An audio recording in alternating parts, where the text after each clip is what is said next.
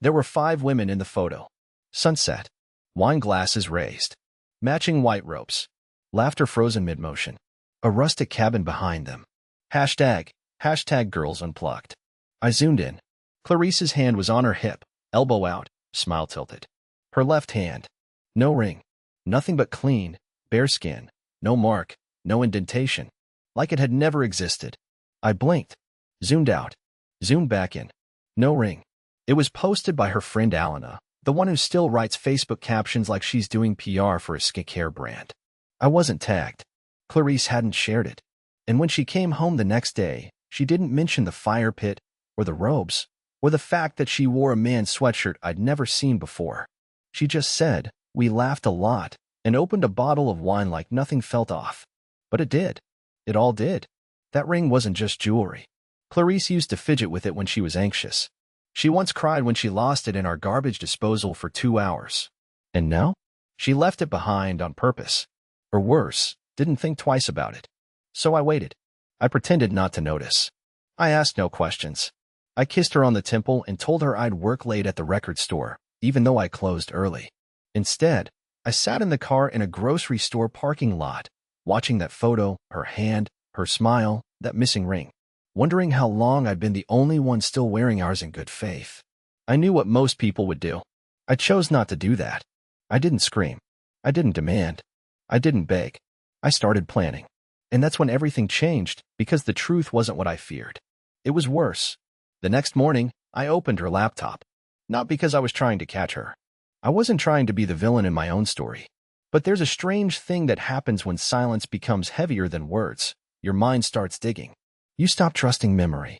You need evidence. Something real to hold on to. Something that tells you you're not imagining the fracture under your feet. Clarice had never changed the password. Still the same one we picked together when we moved into the house, Cedar Steps 23.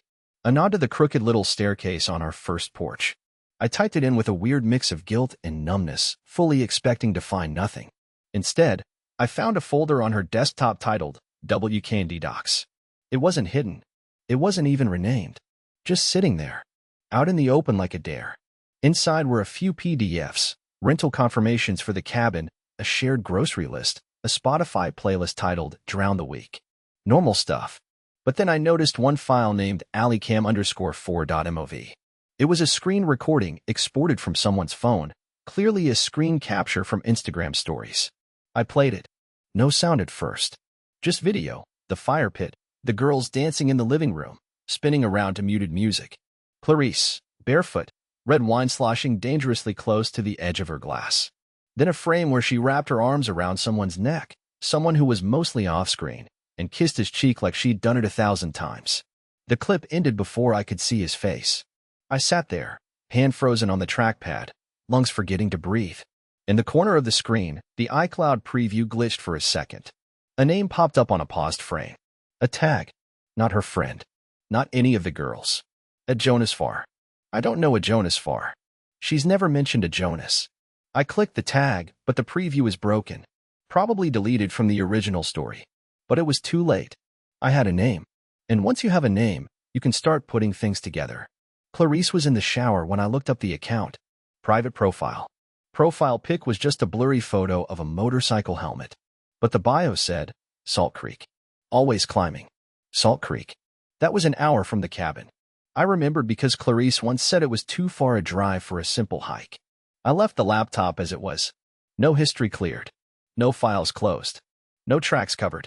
I walked out into the kitchen and made coffee like I hadn't just discovered a splinter of betrayal under my skin. When she walked out 20 minutes later, towel in her hair, humming again, I smiled and asked if she wanted toast. She said sure. Then asked if I could take the trash out. I nodded. Said I'd do it in a bit. But I didn't take the trash out. I packed a small bag, drove to my store, turned the sign to closed, and sat in the office trying to feel something other than whatever this growing silence inside me was becoming. Not rage. Not grief. Just distance. And something else. Something new. A kind of clarity I'd never felt before. I knew exactly what I needed to do next, not to hurt her. Not even to expose her. I was going to make a choice so quiet, so unexpected, she wouldn't even know it had started happening until it was already over. And when it was done, there'd be no way back. I didn't sleep the next night. Not even a little. I just stared at the ceiling, one hand under my pillow like it was bracing me for impact. I could hear Clarice breathing next to me, slow, unbothered, like nothing had cracked beneath us. Her back was to me, and that back felt like a continent away. At 4:11 a.m., I quietly slid out of bed. My legs didn't even feel like they belonged to me. I padded barefoot across the floor, past the chair where she tossed her hoodie, not mine, still smelling faintly of cedar and cologne. I stopped for a long time at the doorway. My heart should have been pounding, but it wasn't. That scared me more than anything. I grabbed my go bag from the closet. Not a full suitcase, just the kind of bag you take when you're not sure where you're going, only that you can't stay. No note. No speech. No dramatic exit. I just left. I didn't go far. I didn't go to a friend's or book a hotel. I drove to the edge of town, to this abandoned lot near the train yard where the Wi-Fi never works. The air always smells like rust, and no one ever asks questions. I sat there in the car, engine off, listening to the ticking of the hood cooling down. It was freezing, and I didn't even notice. I was too busy staring at the wedding band on my finger. It looked wrong now.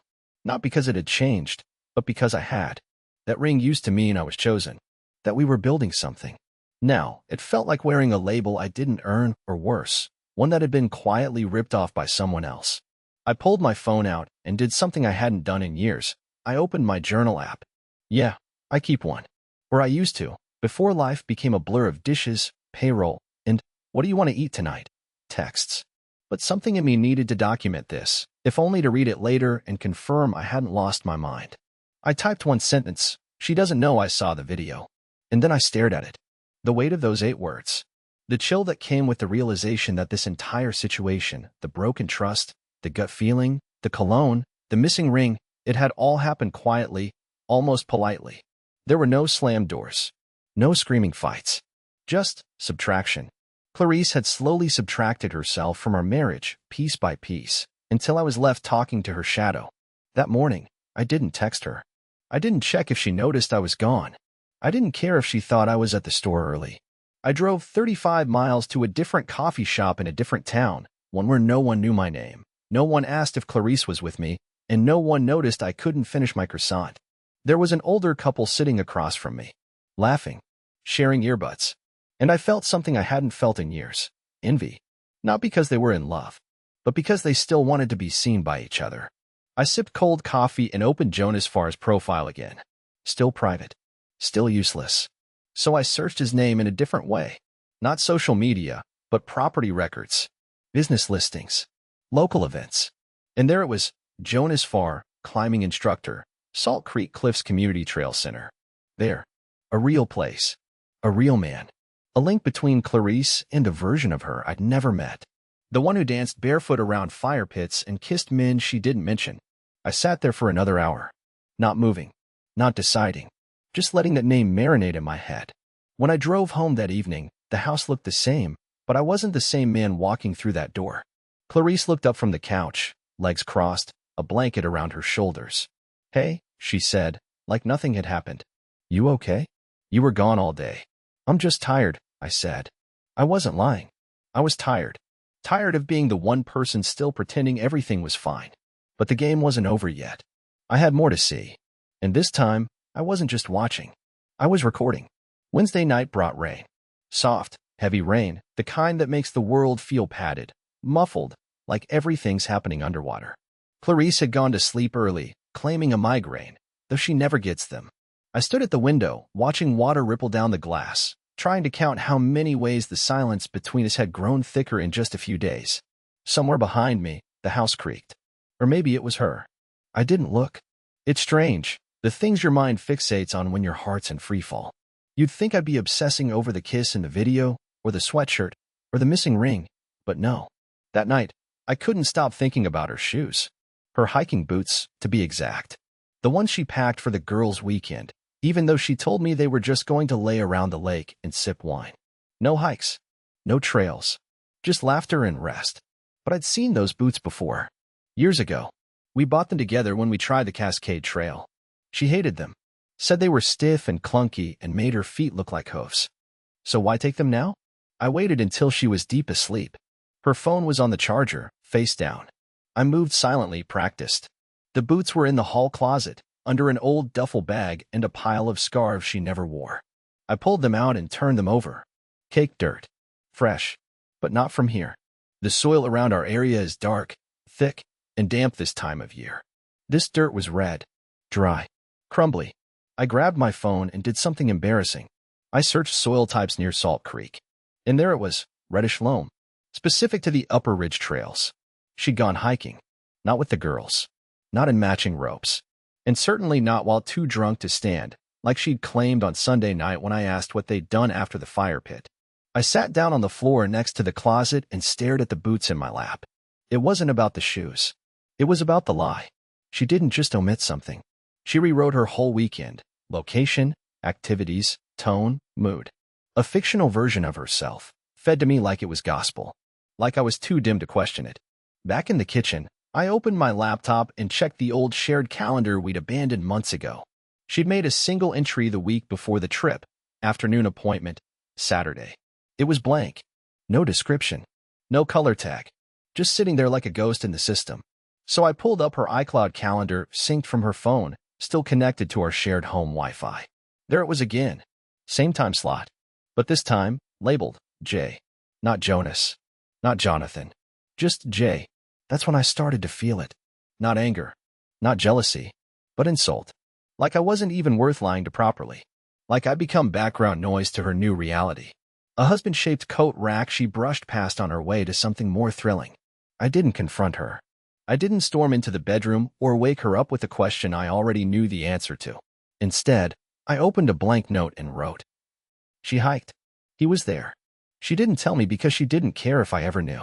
And for the first time, I let myself feel it. Not grief. Not heartbreak. Betrayal. The slow, deliberate kind that isn't about a single action, but about a pattern. A story you didn't know was being written without you. By the time I went to bed, I had made another decision. This wasn't just about me anymore. I was going to see this through. Not to punish her. Not even to get her back. But because I had finally realized something vital, the only person who still believed this marriage had a heartbeat was me. And I was ready to pull the plug. The next Thursday, she brought home pastries. Out of nowhere. A white paper bag folded twice at the top, the kind the cafe down the block uses. She acted like it was nothing, just a thoughtful gesture. Set it on the counter, kissed my cheek, said, "Thought you could use something sweet today." It was the kind of thing that would have made me melt a year ago. Now, it felt like a bribe. Because she never liked that bakery. Said their croissants were too dry. And now suddenly she's playing thoughtful wife? I opened the bag. 2 almond croissants. My favorite. Not hers. I thanked her. I even smiled. But the smile didn't reach anywhere real. Later that night, when she was upstairs reading or pretending to, I pulled out my laptop and typed the words I'd been avoiding. Salt Creek Cliffs Community Trail Center. Jonas Farr. It didn't take long. He had no personal social media, but the community center did. He was listed as a certified climbing instructor, had been there for 2 years. No headshots. No staff bios. Just one group photo on a community outreach post, grainy, overexposed, but I recognized him immediately. Tall. Built. Loose posture like he didn't take anything seriously. Long-sleeve shirt tied around his waist. And Clarice, standing 2 people away, leaning slightly toward him without even realizing it. Her hand was at her side, fingers lightly curled. Like her body remembered something before her mind did. He had a face that made me feel stupid. Not because he was handsome, he wasn't. Not in the classic sense. But he had that look. That magnetic, reckless grin. Like he never second-guessed anything in his life. The kind of man who made jokes during wildfires. The kind who kissed your wife on a hiking trail and made her believe it meant freedom. I stared at that photo for too long. Then I did something I'd never done before. I emailed him. No, not from my real account. I made a throwaway. No name. No trace. Just one message. She told you I was just a roommate. You really believe that? Then I hit send. I didn't know what I expected. A denial? An apology? Who is this? Reply. What I got instead 2 hours later was a single sentence. I didn't ask. 3 words. That was it. And yet somehow they hit harder than the video, harder than the missing ring, harder than the boots or the fake calendar entry. He didn't ask. Because she didn't offer. And neither of them cared enough to lie well. I closed the laptop, locked the screen, and stared at the dim reflection of myself on the black monitor. My face looked different. Not older. Not sadder. Just still. Like something inside me had stopped moving and wasn't planning to start again. I didn't tell her I knew. Not even the next morning when she hugged me from behind in the kitchen and said, "I had a dream we were in Greece again." "We've never been to Greece." I poured my coffee, nodded, said, "Sounds beautiful." She didn't notice the edge in my voice. That afternoon, I left work early and drove to Salt Creek. Not to confront him. I didn't even get out of the car. I parked near the trail center and watched people go in and out. Kids in harnesses. Couples laughing. Backpacks hitting car doors. Normal stuff. And then I saw him. Jonas. Sunglasses. Clipboard. Talking to a woman in hiking gear. He didn't look guilty. He didn't look smug. He looked routine. Like I didn't exist. And that was the moment everything crystallized. This wasn't an affair born of passion or love or some poetic mistake. It was casual. Careless. Replaceable. I drove home in silence. Didn't turn the radio on. Didn't answer Clarice's, "Where have you been?" when I walked through the door. I just said, had to grab a new record shipment, and kissed her temple like nothing was wrong. But that night, after she fell asleep, I opened a new document. Not a journal. Not a confession. A letter. Short. Formal. Dated. A plan. Not for revenge, but for removal. Friday afternoon, I told Clarice I had to stay late at the store to do inventory. That was partially true. I did go to the store, but I didn't touch the inventory. Instead, I unlocked the back office door, pulled out the old portable scanner we barely used, and carried it down into the building's basement, a narrow cement space that used to be a storage room. Now mostly empty except for broken shelves and an ancient copy machine that still wheezes like it's dying in slow motion. I didn't turn the lights all the way on. Just a single bulb in the corner, casting enough glow to keep me company. Then I laid out the pages. I'd printed them that morning at the library. Quietly. Logged in with a guest pass. Wore a hoodie I never wear. I even left my phone in the car, not because I thought anyone would track me, but because something about this part of the process felt sacred. Unplugged. Clean. The pages were all screenshots. From her iCloud. From her messages. From our shared data storage that she forgot we still had access to. Not explicit images, nothing that would violate any laws or even look suspicious if you didn't read closely. But for me, they were atomic. One text read, "It felt different with you." I forgot who I was for a second. Another, "He's too careful. I don't think he knows, but even if he did, I doubt he'd do anything." And the last one, a note she wrote in her phone the night after the trip, a draft journal entry never sent anywhere. I didn't feel guilty. That's what scared me most. I scanned each one slowly. Saved them into a folder named Orchid Fallback on a USB I planned to keep on my keyring. I printed duplicates. Slipped them into an envelope. Labeled it with no names, no return address. Just the word, "in case." Then I slid that envelope under the bottom drawer of my desk, taped beneath the old vinyl catalog we never use. I didn't feel better. I didn't feel anything. But I knew what I was doing now. The next part of the plan wasn't about confronting her. It wasn't about rage. It was about exit. Because that's what people like Clarice don't expect, not rage. They expect shouting, tears, dramatics, begging. Something big and theatrical so they can play victim when it all crashes. What they never expect is silence. And a door closing behind them while they're still facing the wrong way. That night, I got home late. Clarice was already in her robe, watching some nonsense reality show where people scream at each other in kitchens. She paused the TV when she saw me. "Everything okay?" she asked. "Yeah," I said, hanging up my jacket. "Busy." Shipment was bigger than I expected. She nodded. "I missed you today." It took everything in me not to laugh. But I didn't. Instead, I sat beside her, arm casually draped over the back of the couch, and watched the screen flash with petty arguments and fake tears. My face neutral. My voice calm. The storm was coming, but not from me. I just had to hold the wheel steady while it arrived. By Monday, the plan would be in motion. She wouldn't hear it coming. And by the time she looked up, she'd already be standing in the wreckage. Monday came with a stillness that didn't feel like peace. It was a vacuum, the kind that forms right before something ruptures. Clarice had an early meeting at the office, so she left before I even got out of bed.